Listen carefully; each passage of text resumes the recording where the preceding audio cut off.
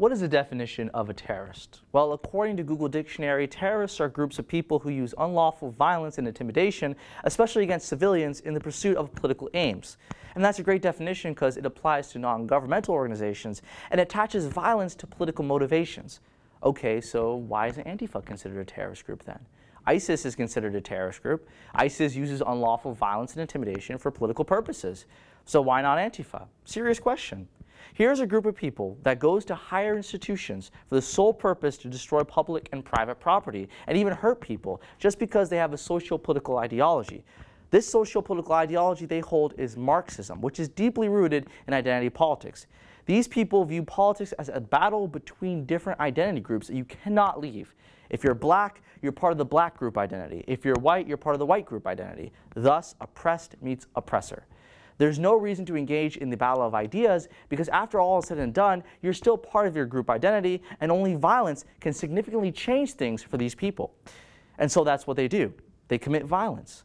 Here's a group of people with email listings, Facebook pages, websites, group meetups, and their sole purpose is to cause violence for political reasons. They do these organized riots because they think everyone going to a Milo Yiannopoulos, Lawrence Southern, or Ann Coulter event is a racist, despite a lot of people going to these events are people of different races. They're not all white supremacists, and even if they were, that's no reason to act violent and silence people. There have been people who've been knocked unconscious at these events. And because what they're doing, the other side, my side, act in self-defense, and only God knows whether or not they'll exercise self-control themselves. They threaten Ann Coulter even though the public, and even though most liberals, aren't on their side. To quote Bernie Sanders, if you can't ask Ann Coulter in a polite way questions which expose weaknesses in her argument, if all you can do is boo or shut her down to prevent her from coming, what does that tell the world? I'll answer that for him. All that and the violence tells the entire world that you're a terrorist group and you need to be labeled as such. So again, I go back to the original question.